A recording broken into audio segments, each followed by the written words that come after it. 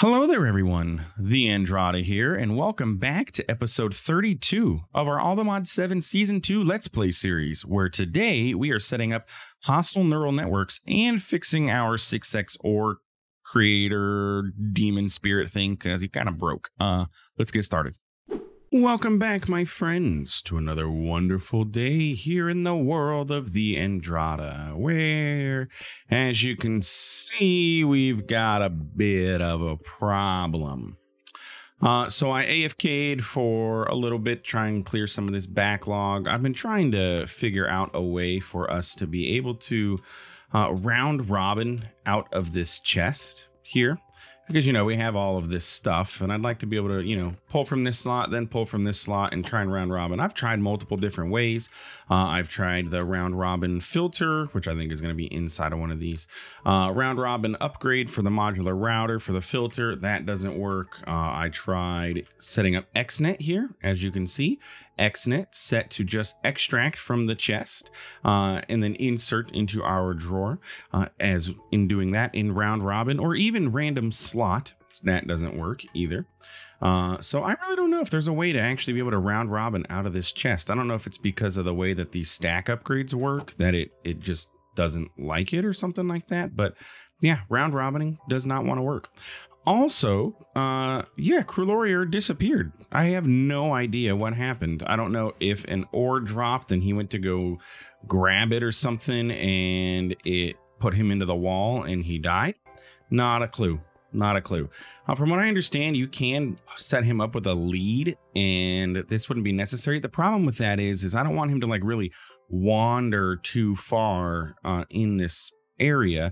I broke the glass here. I'm going to try and change it. As you can see, I have another one or another set of resources available. I went and got some more Easnium because, well, it's what we need for this. So let's go ahead and try this again. I do need to bind my book. We're going to set it up again and see if, you know, he doesn't survive. I like the idea of 6xing ores, but if he's going to die every time, that's not cool. I'm missing something. Block of emerald. I swear I grabbed it, but I guess not. Emerald block, please. Give me one. So yeah, anyway, so here we are. Let's try this again. We're going to summon another Crulorier. I don't know what his name's going to be. This says Zurasorasius, but we'll see if that actually ends up being what the name is once he's actually summoned. And we'll grab my empty soul gem. And let's go. Give me my Merid Crusher. Luckily, it's not expensive. The Easnium is the hardest part. Outside of that, actually summoning this guy. Well, now that we have the red stuff, it's easy. Oh, look, it is Zurasorasius. Anyway, so let's go. Like I said, it's faster to do this than to do that.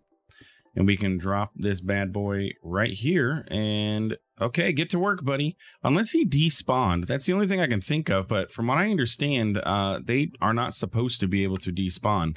I thought so, at least. I need to set no sort settings here.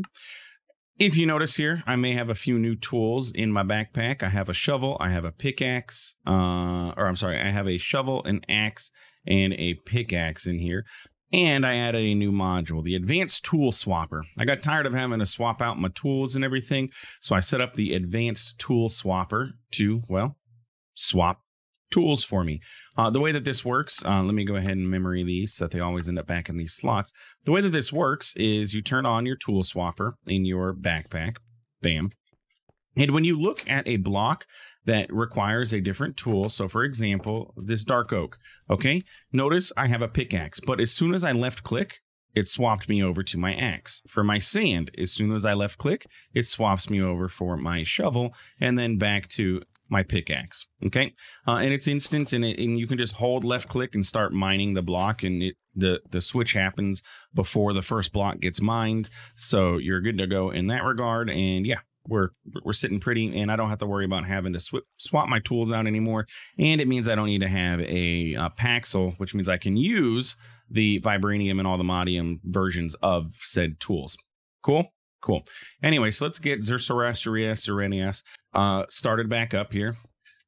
Just let it process. This is now on random, and look, it pulled tin, but it's going to go through all of the tin. My goal, I would love to see, is it just pull the tin and then go to another one and then go to another one. And maybe that's because of the way this is set up. Is there a, you know what? I wonder if I could swap this over a little bit. What if we pumped this? Okay, let's pause this. I'm thinking about this now. What if we pumped this into a factory hopper?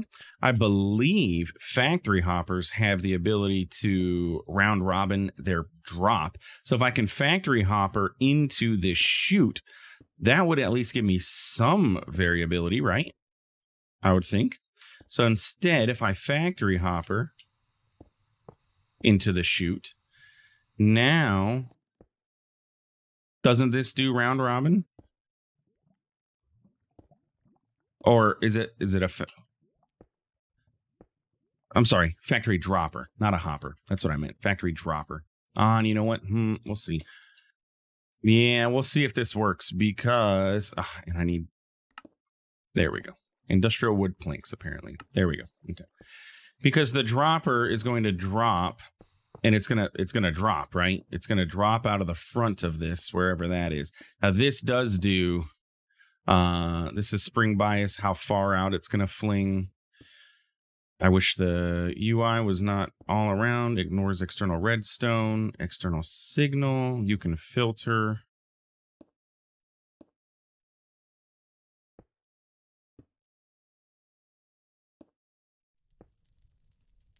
I'm confused now.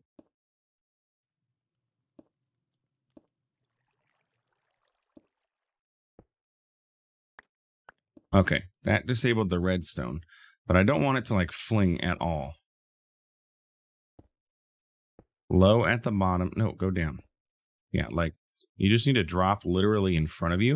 If I could get it to drop like right in front of it, I could move it back one.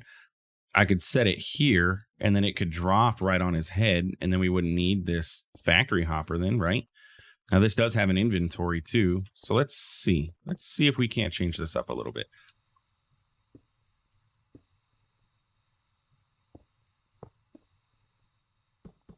So let's get rid of the chute and the factory hopper. This thing's just going to chill there. And I'm going to grab this to see, can I rotate this? Nope. Okay, so I need to somehow get this placed properly. There we go. Okay. Let me get back down there. You get into your spot. Okay. So then, okay, so that's not loaded. There's nothing. Is there drop delay, stack size?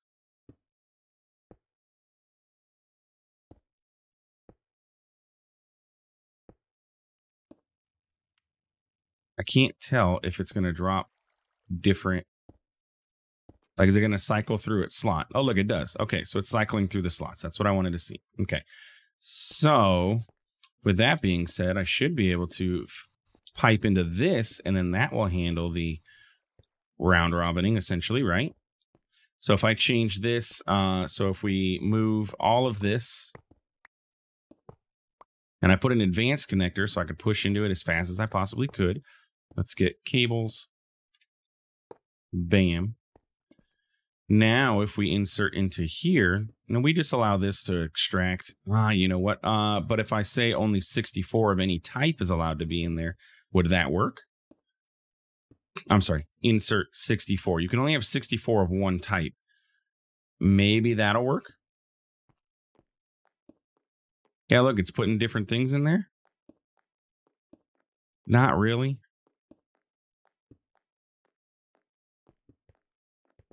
I think that's counting it as 64 items, isn't it?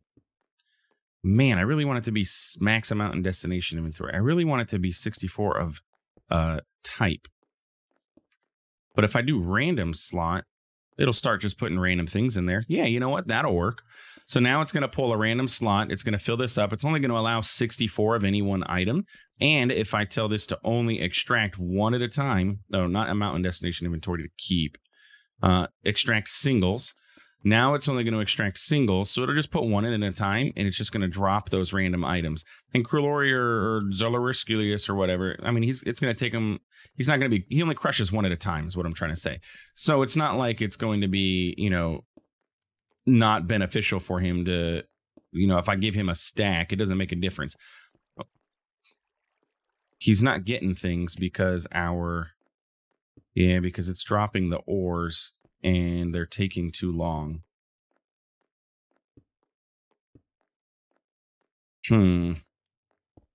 He's not catching them fast enough, and this guy is picking them up too fast. So what if I got rid of the speed upgrades here? There we go. I think that'll work. Yeah, no speed upgrades there. It means we're going to have a bunch of ores on the ground. Maybe a few speed upgrades. What if we did 3?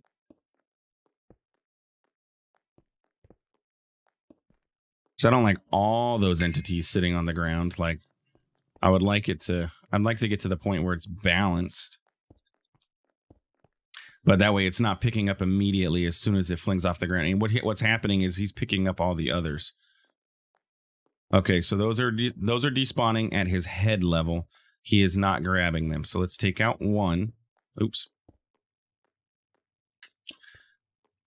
So they despawn as soon as they hit the ground. So does he pick them up? Okay. So that good. I think we got it. So but now they're despawning up top because we don't have a backlog to work through here. I mean, he's still picking them up though, isn't he? Yeah, he's still getting random ones.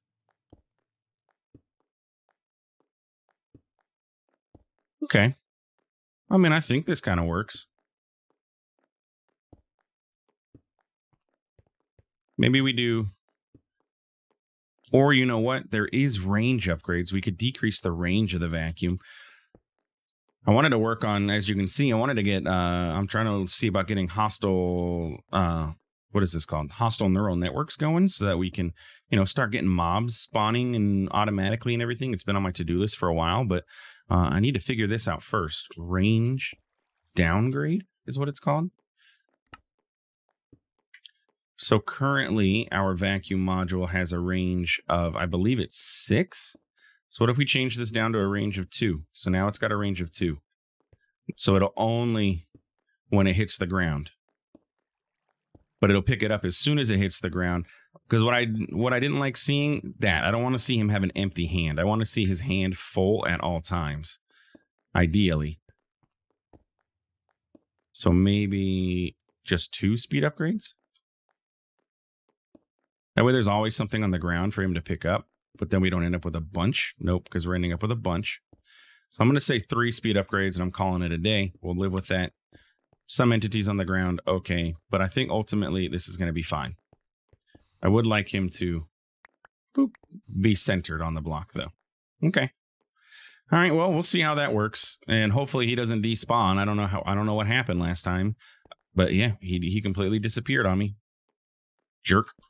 Anyway, so today, now that we've spent half the episode fixing that, but you know what it's important to be able to do? It's important to be able to see, okay, the way we had it set up did not work. We need to fix it. How do we do so? And bam, that's how one way that we could. And hopefully it works that way. Plus, it solves the round robining issue so that we're at least getting, that way we're not ending up with, 300,000 nickel or whatever, and we can actually get our other ores processing, because we were running low. We were running low on copper. I think I only had like 300 total copper. Now we have 37,000 copper because it ran until Krulori despawned, apparently, with just copper, but whatever. It is what it is. Anyway, so today I want to work on trying to get hostile neural networks going. I've never used this before. I know it's a remake or a port forward of deep mob learning. So I'm interested to see how this works. As far as I understand, I don't think there's a book and there's no quest line for this. But the way that I understand that this works is we have 2 main machines. We have a simulation chamber and we have a loot fabricator. The simulation chamber is going to simulate killing of mobs for us. And when it simulates the killing of mobs, it creates a couple different items. If we take a look at hostile neural networks, it's going to create things like overworld predictions or nether predictions or ender predictions. And as it produces those, we can use these things in our loot fabricator. I believe we can make things with these. So you can make spider eyes, you can make rotten flesh. And I believe we can use these in our loot fabricator to make the specific loot tables from a certain mob. Okay. As far as I understand, or maybe we use these predictions. I'm not 100% sure how this works. Let's check it out. Maybe the loot fabricator actually tells us. Yes. Okay. So when we run the simulator, we put everything in the simulation chamber and say we're simulating cows, for example. We do the cows. We put in prediction matrices into this, which they're not very expensive, glass, lapis, and gold. We put the prediction matrices, technically, in here, and it's going to simulate and produce these. And as each simulation level goes up, it is able to produce more of these or more frequently. It doesn't produce these every single time it runs. So we're not going to get a cow prediction every single time it runs, only every so often, as we tier up. As you can see, this says faulty and things like that. Anyway, we'll get the hang of it as we go. We can then use those in our loot fabricator to get cow loot or shulker loot or ghast loot or ender dragon loot. So we can get specific things like ender dragon loot will allow me to get dragon's breath or dragon's eggs from them. Or there is wither in the wither, not wither skeleton. Let's find wither. Wither will allow me to simulate and get nether stars. Okay, so cool things. Caveat with that is we have to kill mobs. We have to use these model frameworks. So what we have to do is right click on an entity to build a data model. And those data models are what we're going to use here to create, well, models of the enemies that we want to farm. So we're going to start out, we'll do some passive mobs. Let's go find some, ideally, maybe some chickens, because we don't really have a way of producing feathers, I guess. So let's go find some chickens around the world. There's one. And so what we need to do, apparently, is take the chicken, and we need to right-click this model onto the chicken. So now this has become a chicken model. And what we can do is sit here and we can hold it. We have to kill at least 6 chickens in order to upgrade this to a basic before we can actually start simulations. We also have what's called the deep learner, in which we can store these. And as long as I have this in my inventory, it gives you data about it, by the way. But if you store it in your inventory, it will give you information on how many kills you have. Up in the corner, it tells you how many you have remaining, and you can do more than one at a time. So if I kill this chicken, bam, now we have 5 remaining. So now I just need to go fly around and kill some more chickens. I could do pigs, maybe some sheep. Be nice to have wool being produced. So let's see, there's a sheep, so we can grab another model framework for sheepies. We can put that inside of here as well. So now we have sheep. And if I take out that sheep, now we have 5 remaining of that. I like that little HUD that we get for it. We can also do pillagers, I believe. So maybe I should do some pillagers. So maybe not pillagers, but vindicators. If we can find a vindicator spawner. Because vindicators will, oh, you know what? I don't want it to do my sword. Don't ever, don't swap my weapon. Yeah. Anyway, how are we doing? So our chicken module has been upgraded. So we are now at a basic. It's got a 5% accuracy, and it will upgrade to advanced in 12 kills. Let's get some more sheep, and then maybe I'll see about getting the vindicator, since we do have this spawner over here. Again, I said don't swap my sword, please, buddy.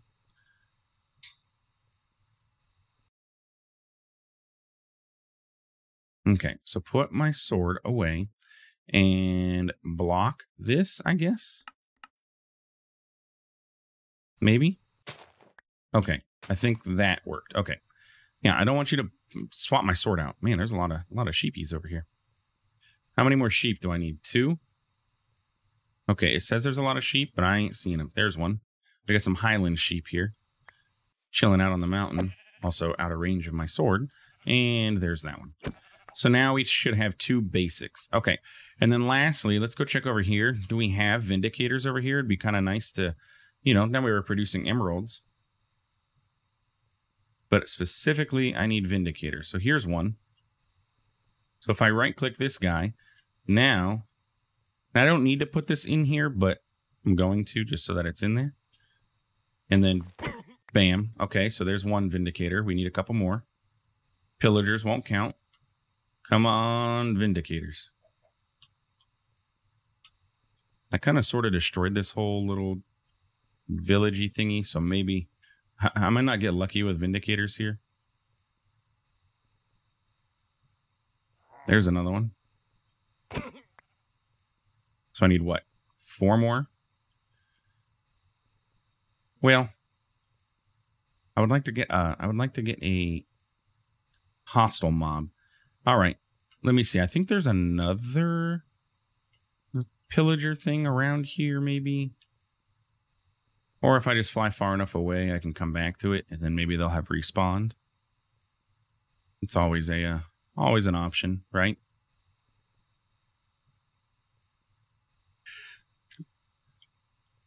Yeah, still not seeing any. Okay, well, whatever. I mean, it's not that big a deal. It'd be cool to be able to get emeralds from Vindicators. There's another one. There's another one. Okay, well, now that I found a couple more. I mean, if I stand around here, maybe.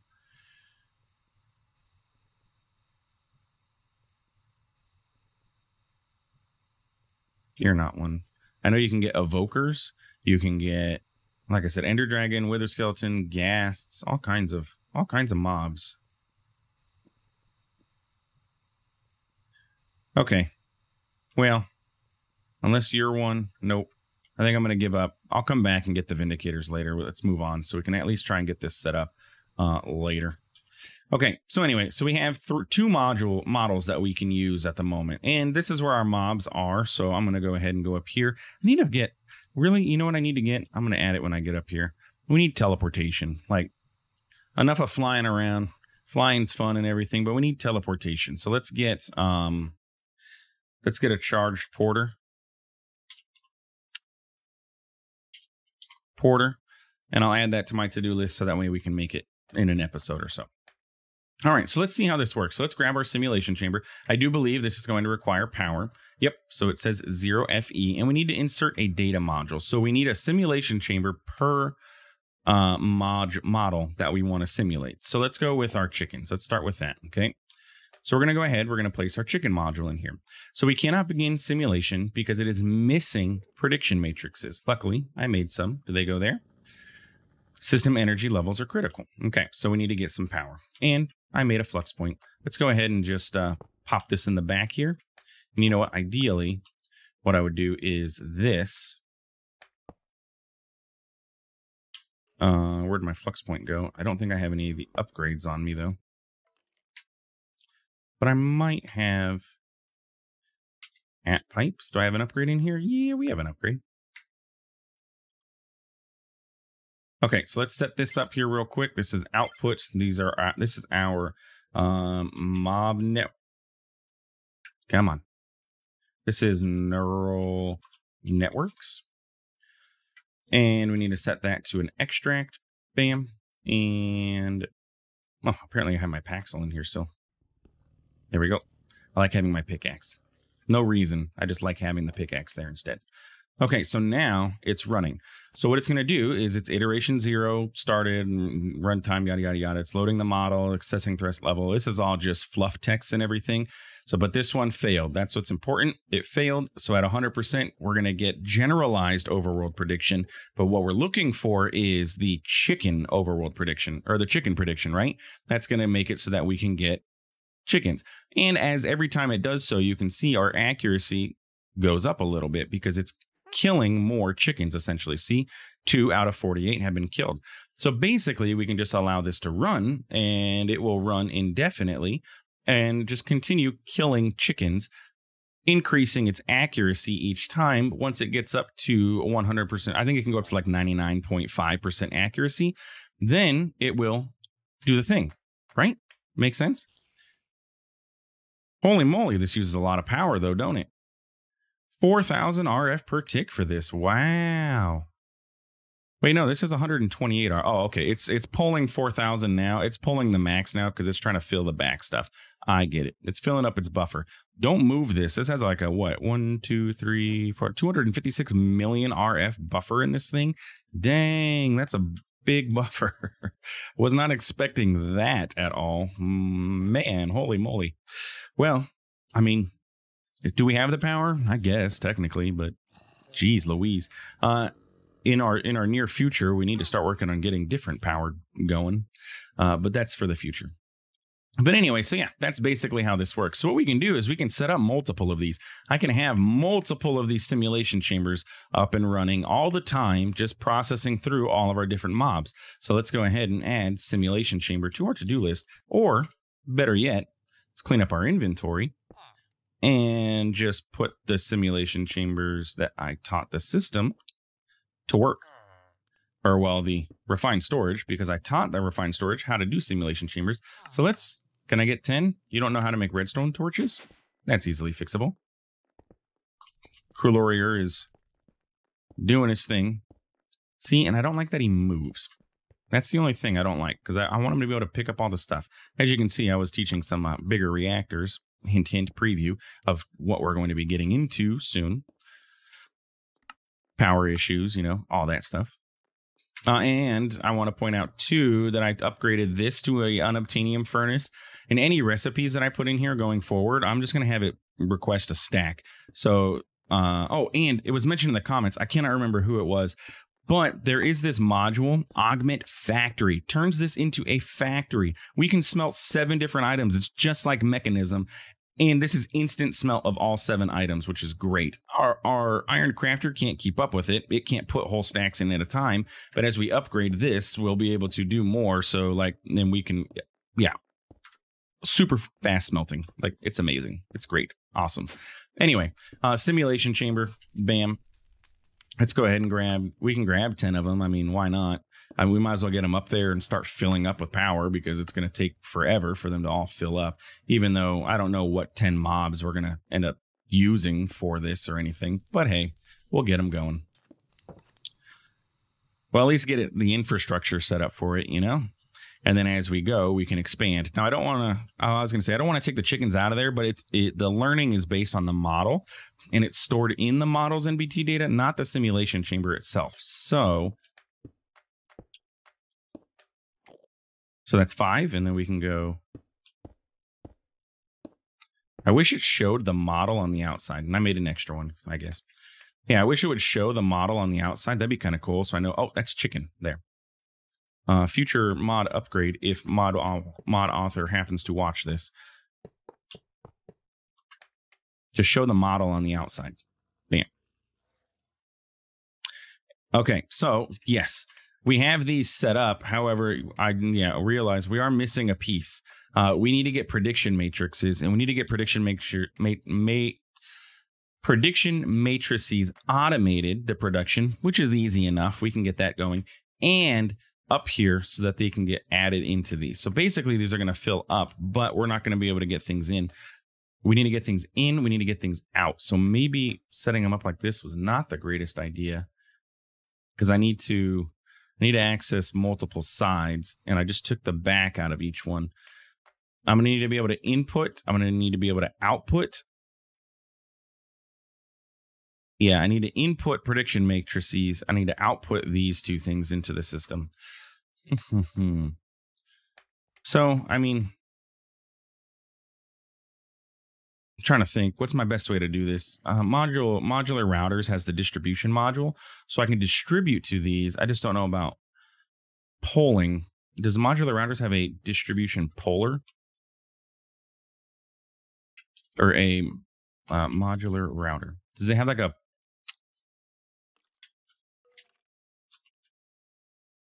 Otherwise, XNet will be the answer.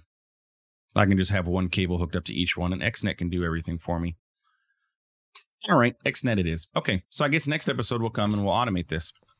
How about that? How do we think about that? And then we'll automate the production of this, all the stuff going in, the prediction matrices and all that stuff, and then we will work on getting better power gen, because I think that we're starting to get a little capped here. We're producing, you know, a solid 12,000 RF per tick. Honestly, I don't think we're doing that bad. That thing out there is pulling a lot, but this is only able to output at 3,000 RF per tick. Or or 6,400. Is that the, yeah, 6,400 out and in. So we're producing 12,000, but we can't even use it technically. What I need to do is upgrade my advanced energy cube. Oh, what is that? What is that? Energy cube. Let's work on upgrading to an elite. Yeah, okay. All right. So I'm going to get this upgraded to an elite energy cube in between episodes. That should have more power flow at least, which will help out with this whole system in general. And yeah, that's basically where we're at. So if you enjoyed today's episode, please feel free to like, comment, subscribe. I do appreciate it. It really does help out the channel. Thanks for stopping by. Thanks for watching. We'll see you in the next one. Have a good one.